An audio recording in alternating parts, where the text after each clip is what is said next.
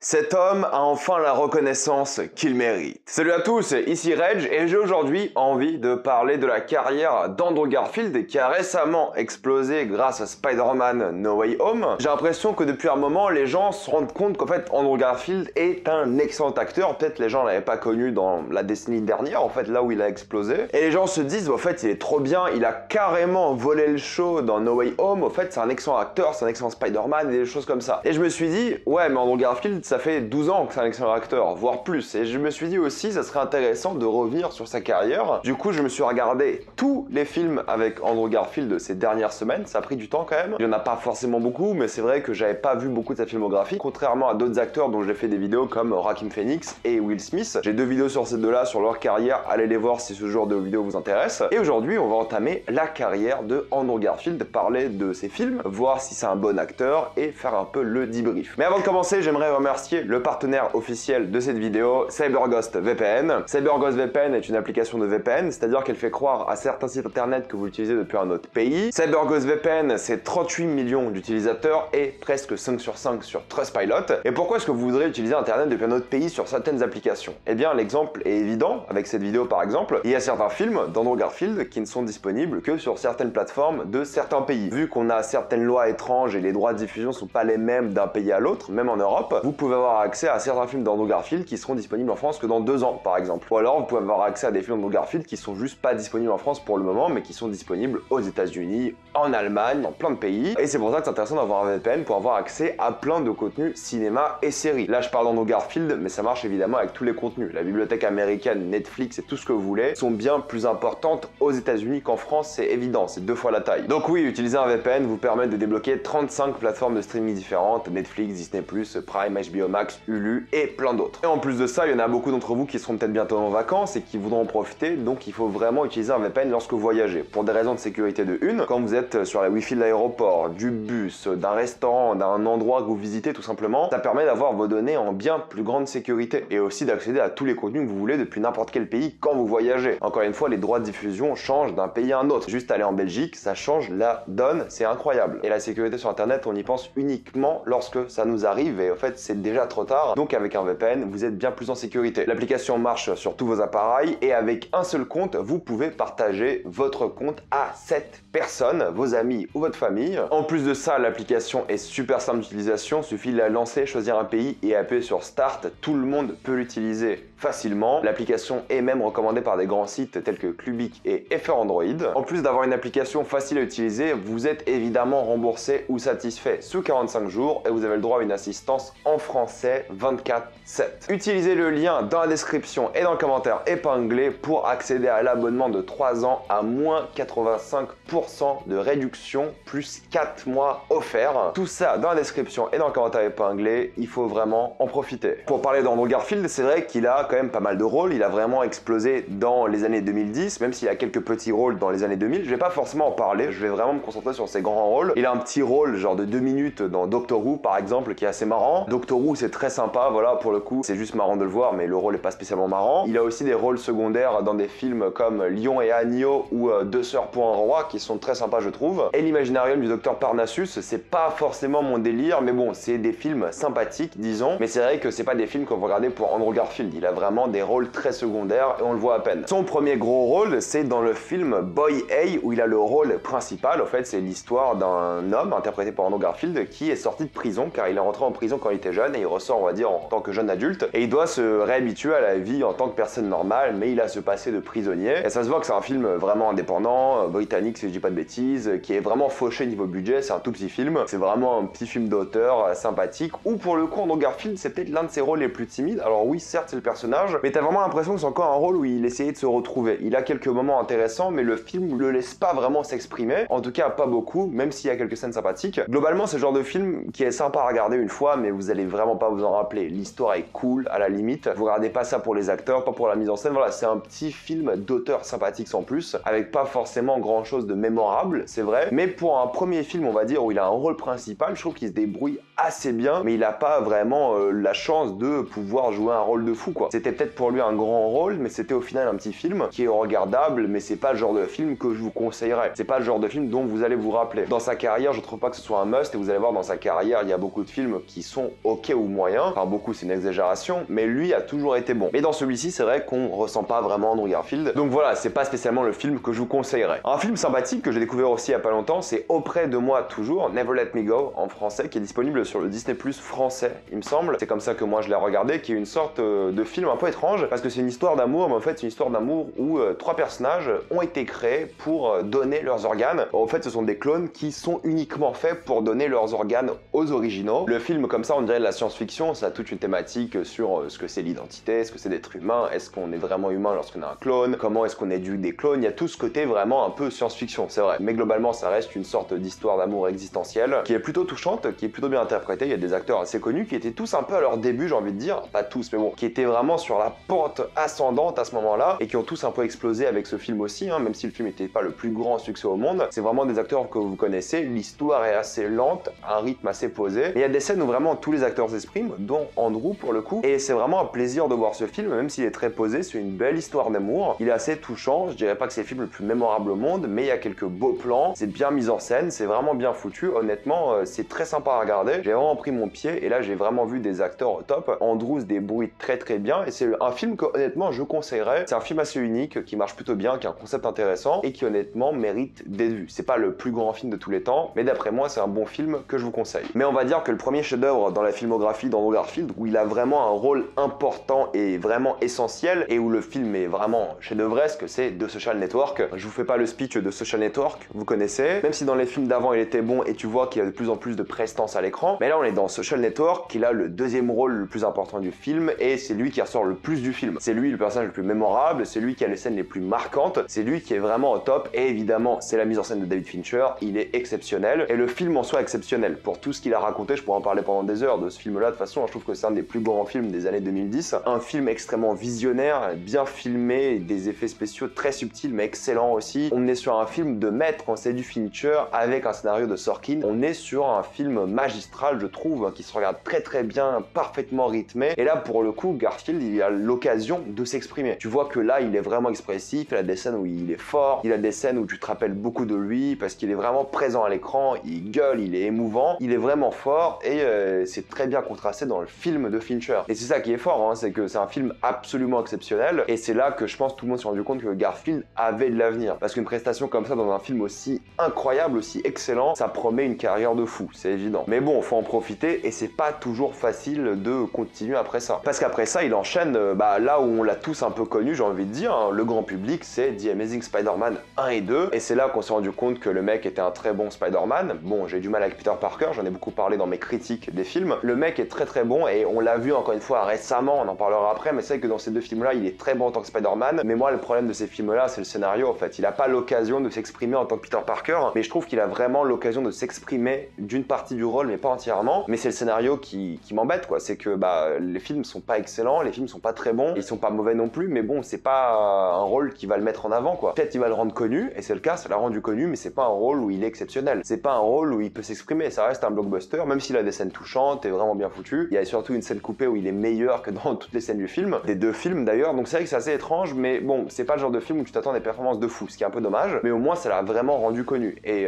je pense que tout le monde le connaît grâce à ses films, moi y compris, c'est comme ça que je l'ai découvert, hein. Et depuis je me suis maté tous ses films, mais c'est pas la performance clé de sa carrière, même s'il est très bon dans le rôle, hein. Il y a d'autres films comme 99 Homes, pour faire simple, c'est l'histoire de ce personnage d'Andrew Garfield qui ne pourra plus payer sa maison, et on va venir la récupérer. Il va se retrouver donc à la rue ou vivre dans un motel vraiment horrible, et il va commencer à devenir ami avec la personne qui l'a viré de chez lui, et lui aussi progressivement va commencer à faire le même travail que cette personne. C'est un film que j'ai beaucoup aimé, honnêtement, voilà, c'est un petit film aussi, mais il est vraiment bien foutu parce qu'il y a un duo exceptionnel, c'est Garfield et Michael Shannon. Michael Shannon pour moi qui est un acteur extraordinaire, et ça se ressent dans ce film. J'ai beaucoup aimé le film, je trouve que le film est peut-être assez simple dans la mise en scène, mais je trouve que les acteurs donnent vraiment leur maximum. Là pour le coup Garfield il est à fond, mais c'est pas le seul. Il y a vraiment des scènes marquantes, mémorables, pour le coup c'est un très bon film d'après moi, vraiment très divertissant. Il aurait eu un peu plus de mise en scène, ça aurait été un grand film, mais bon, là c'est l'histoire qui tient la route, c'est les acteurs qui tiennent la route, et il y a des belles scènes, même si l'histoire est un peu prévisible, d'accord, c'est très divertissant, et honnêtement c'est l'un des films de la liste que je vous recommande le plus, je l'ai même acheté en Blu-ray juste après. parce que c'est vraiment une belle œuvre et je pense que l'histoire est mémorable parce que justement l'alchimie des acteurs principaux est juste exceptionnelle et là tu vois vraiment que Garfield c'est un grand acteur. Et ce qui est bien avec Garfield, c'est que tous ses rôles sont un peu différents. Plus il avance dans sa carrière, plus il devient caméléon. On en parlera surtout vers la fin de sa carrière, enfin les films les plus récents, mais plus il avance, plus il joue des rôles différents et il n'y a aucun rôle qui lui colle à la peau. On pourrait se dire ouais il joue Spider-Man tout le temps, mais en fait pas du tout. À chaque fois ses rôles sont différents, il est toujours expressif et plus il avance dans sa carrière, plus il est expressif. Mais là où il signe un combo absolument phénoménal, c'est dans Tu ne tueras point, où il joue, si vous ne savez pas, un militaire, un médecin militaire durant la Seconde Guerre mondiale, où il va essayer de sauver la vie des soldats. En plus d'avoir une performance magistrale, peut-être la meilleure de sa carrière dans ce film, le film est aussi un chef-d'œuvre. L'un des meilleurs de la liste, enfin il y a quand même des gros films, il a joué dans des chefs-d'œuvre ce mec quand même, hein. C'est pour moi le deuxième chef-d'œuvre de la liste. C'est un film exceptionnel, super bien, j'ai même pas envie de vous en parler, mais c'est un film de guerre vraiment extrêmement mémorable. C'est un film de guerre que vous devez voir, je pense que ce sera l'un de ces films de guerre vraiment culte du cinéma plus tard, si ça ne l'est pas déjà. C'est vraiment une grosse claque, c'est un plaisir fou. Si vous n'avez pas vu, foncez le voir. J'ai pas envie de trop vous en révéler, mais Garfield est exceptionnel dans le rôle, ça c'est évident, mais le film est aussi mythique et je trouve que c'est un véritable chef-d'œuvre. J'en ai déjà parlé sur la chaîne, mais foncez le voir, c'est une vraie claque. Et pour moi, et ça je vais peut-être avoir un avis controversé par rapport à certaines personnes, mais le troisième chef-d'œuvre de la liste, voilà, quand même 3 chefs-d'œuvre dans une carrière, c'est déjà beaucoup, hein. C'est Silence évidemment. Alors beaucoup de personnes sont ennuyées devant ce film, c'est 3 heures, c'est un film sur la religion, la foi. Garfield est aussi exceptionnel, mais le film est magnifique, c'est l'un des plus beaux films que vous allez voir de votre vie. Le film est prenant, je trouve, mais après bon, c'est 3 heures, c'est pas tout le monde qui peut les encaisser, j'avoue, mais moi j'ai adoré, j'étais à fond dedans, j'ai pas vu les 3 heures passer, je me le suis procuré en Blu-ray aussi, c'est pour moi un film légendaire, hein. C'est le genre de film qui est tellement beau, puissant, émouvant, les acteurs sont tous fous. Encore une fois, Andrew est exceptionnel, c'est pour moi le 3e chef-d'œuvre de la liste et je ne peux que vous le conseiller. Celui-ci, c'est peut-être la déception, j'ai envie de dire, parce que c'était le premier film d'Andy Serkis, c'est Breathe, et là, même Andrew Garfield, vu le rôle, il a pas beaucoup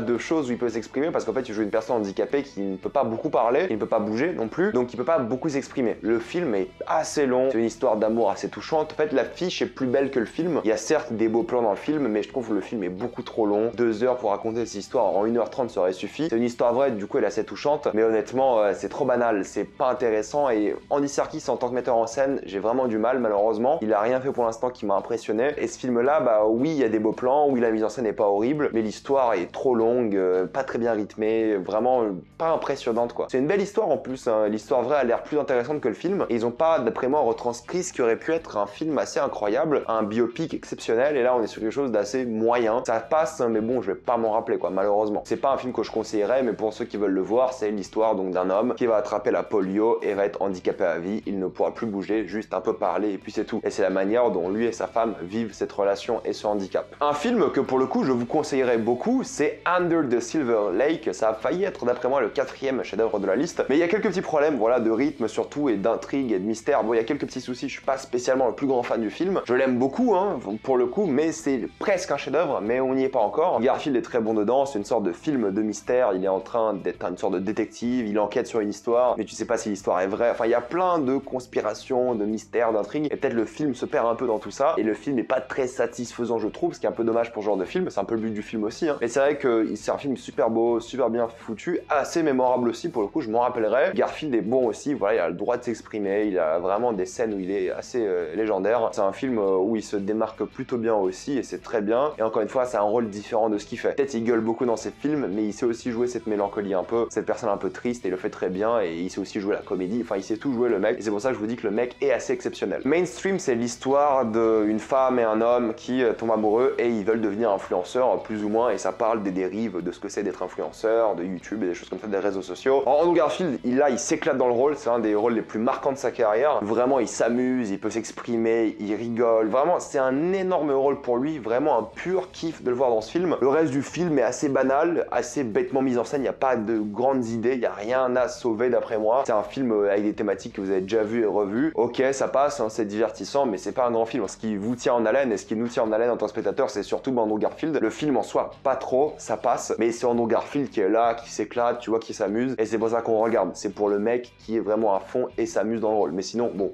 Ça reste un film assez médiocre d'après moi et c'est peut-être l'un des moins bons de la liste et je vous le conseille pas spécialement. C'est pas mauvais, hein, enfin il y a aucun film mauvais pour l'instant d'après moi, mais bon, c'est pas un film non plus dont vous allez vous rappeler. Dans les yeux de Tammy Faye, il y a l'histoire d'un couple évangéliste à la télé américaine qui était à la télé souvent pour parler de religion, de leur foi et pour se faire beaucoup d'argent. C'est adapté d'une histoire vraie aussi. Alors le problème pour ce film là, c'est que le film est sympathique, honnêtement je vous le conseille, c'est un film sympathique, il y a quelques idées de mise en scène, ça se regarde assez bien, c'est bien rythmé, c'est une histoire, bon on n'est pas américain et on s'en fout un peu de ces histoires de religion j'ai l'impression, mais bon c'est pas mauvais quoi, c'est assez cool, ça aurait été plus sympa en mini-série je pense, des fois t'as l'impression que le film aurait duré plus longtemps et des choses comme ça. Alors là Andrew est bon, il a le droit de s'exprimer aussi, mais le problème c'est qu'il se fait bouffer par Jessica Chastain qui est exceptionnelle dans le film pour le coup, qui elle est géniale, qui elle s'exprime et ouais elle bouffe complètement Andrew quoi. C'est le but hein, ça s'appelle pas dans les yeux du personnage de Andrew Garfield, ça s'appelle dans les yeux de Tammy Faye interprété par Jessica Chastain, c'est clairement son film et donc si vous voulez voir ce film pour Andrew, ne regardez pas, là c'est le film de Jessica, mais Jessica exceptionnelle, pour Jessica ça vaut le coup et en vrai le film est sympa quoi, c'est pas le plus grand film mais ça se regarde assez bien et c'est divertissant. L'un des deux films qui est sorti en fin d'année dernière, c'est Tic Tic Boom, voilà c'était le film où là Andrew Garfield il fait tout quoi, il joue, il chante, comédie musicale exceptionnelle, c'est l'histoire d'un homme qui veut monter sa comédie musicale, et il y a un orchestre, il a une équipe de théâtre, tout ce que vous voulez, c'est vraiment très bien. Moi j'ai bien aimé le film, enfin vraiment c'est très divertissant, c'est pas un chef-d'œuvre, mais il est assez mémorable parce que Andrew Garfield et les acteurs sont vraiment bons. Là pour le coup c'est peut-être sa meilleure performance aussi, j'ai envie de dire, ou l'une de ses meilleures. Il s'exprime, il est à fond, il a plusieurs talents, comme je l'ai dit, il joue, il chante, il est triste, il est mélancolique, il joue au fait tout ce qu'il sait jouer. C'est un peu la quintessence de sa carrière ce film. En plus je l'ai vu un peu au début parce que je l'ai vu quand il est sorti ou presque, et après j'ai vu tous ses films et je me suis rendu compte qu'en fait Tic Tic Boom c'est vraiment, on va dire, l'apogée de sa carrière un peu, parce que c'est vraiment tout ce qu'il fait. La mélancolie, le personnage qui gueule, le personnage qui rigole, le personnage triste, le personnage amoureux, le personnage romantique, c'est un peu tout ce qu'il a fait dans toutes ses carrières mélangé en un personnage, et je trouve que c'est un bon film pour découvrir un peu ce que c'est le cinéma d'Andrew Garfield, enfin en tant qu'acteur, et c'est aussi bien filmé, bien joué, enfin bref, c'est vraiment un bon film, c'est sur Netflix, et je vous le conseille. Et le dernier film dans lequel il a joué, et là où c'est pour ça que je fais aussi cette vidéo, hein, c'est qu'il a explosé sur les réseaux un peu partout parce qu'il a volé le show, c'est Spider-Man No Way Home. Il a catégoriquement volé le show dans le film, hein. C'est le Spider-Man le plus mémorable des trois dans le film, il est drôle, il est touchant, c'est le Spider-Man. Quand tu vois ce film, tu te dis mais au fait c'est le meilleur acteur qui porte le costume. Le problème encore une fois c'est qu'il a ses films à lui qui n'ont pas été excellents, mais là dans ce film là, ça a créé une renaissance pour Andrew et maintenant tout le monde veut un film Amazing Spider-Man 3 parce que justement c'est rappelé à quel point il est exceptionnel. Moi j'espère que ça aura lieu parce qu'il le mérite, mais je suis content que ça l'ait remis sur le devant de la scène et qu'on respecte enfin. J'espère que les gens qui ont vu No Way Home, ils sont pas juste en mode Spider-Man et qui sont allés voir ses autres films parce qu'il a vraiment des bons films d'auteur. Moi j'ai compté 3 chefs-d'œuvre dans sa carrière, c'est quand même exceptionnel, surtout en 10 ans quoi, c'est pas rien. Donc j'espère que les gens vont s'y intéresser, c'est pour ça que je fais cette vidéo aussi, c'est que si vous l'avez aimé dans No Way Home, c'est maintenant ou jamais de découvrir ses films et les films que je vous ai conseillés dans cette vidéo. Pour la suite de sa carrière, il a prévu de jouer dans 2 mini-séries et je suis très curieux de voir ça parce que les acteurs dans les mini-séries, ils ont vraiment le temps de s'exprimer je trouve et c'est vraiment intéressant. Et voilà, en fait c'est ma liste des films d'Andrew Garfield, je pense que pour conclure c'est un acteur exceptionnel, il a une portée de fou. Quand je le vois, je pense pas à un rôle, je pense vraiment à le rôle qu'il joue actuellement, il arrive vraiment à se fondre dans la masse, c'est presque un caméléon des fois à certains moments, il joue des rôles assez similaires à certains moments aussi, mais à chaque fois il utilise sa force. Et là dans ses derniers rôles, il gueule beaucoup, il a beaucoup de scènes où il a des moments vraiment, on va dire, grandioses, éloquents, mais il le fait tellement bien, il est tellement doué, il est tellement fort, il a l'air tellement gentil aussi dans la vraie vie. Honnêtement, c'est un excellent acteur, c'est l'un des meilleurs de sa génération. De aucun film il a déçu au fait, jamais. Il fait jamais le travail à moitié, même dans les films que je trouve ne l'ont pas forcément bien mis en valeur, tu vois qu'il se donne à fond, tu vois qu'il essaye. Et ouais, c'est un acteur exceptionnel qui fait toujours un bon travail, il joue pas toujours dans les plus grands films, mais il a pas non plus un flop quoi, il y a pas un film que j'ai vu lui, je me suis dit c'est horrible. Il est choisi plutôt bien, donc non, c'est un bon acteur, il fait bien le taf, et je vous conseille beaucoup de ses films, et je pense que il est jeune, il a même pas 40 ans, hein. Je pense qu'il aura une carrière assez impressionnante, et il va nous marquer d'année en année, c'est exceptionnel, faut qu'il continue comme ça, parce que vraiment là, il tient quelque chose d'unique, hein. Il y a pas beaucoup d'acteurs qui ont une carrière en jouant dans des blockbusters, des films avec des réalisateurs extrêmement connus, dans des petits films avec des nouveaux réalisateurs. Il a une carrière extrêmement variée, il choisit bien ses projets, c'est l'un des meilleurs acteurs de sa génération, c'est évident, si c'est pas le meilleur, hein, faut voir, hein. Qui est-ce qui a la trentaine qui est aussi bon que lui, c'est pas souvent que ça va arriver. En tout cas bref, si vous aimez ce genre de vidéo, mettez-moi ça dans les commentaires et mettez-moi votre classement de vos films préférés de Andrew Garfield. Moi voilà, ça reste pas dans un ordre spécifique, mais Tu ne tueras point de Social Network, Silence et Under the Silver Lake, pour moi c'est les 4 films exceptionnels avec lui. Foncez les voir et mettez-moi tout ça dans les commentaires. Utilisez le lien dans la description et dans le commentaire épinglé pour accéder à l'abonnement de 3 ans à moins 85% de réduction plus 4 mois offerts. Comme d'habitude, pensez à vous abonner à la chaîne pour plus de vidéos. Mettez un j'aime et partagez cette vidéo, ça aide beaucoup la chaîne. Si vous aimez la chaîne, pensez à devenir membre soutien. Suivez-moi sur tous les réseaux et moi je vous dis à la prochaine fois. Salut à tous.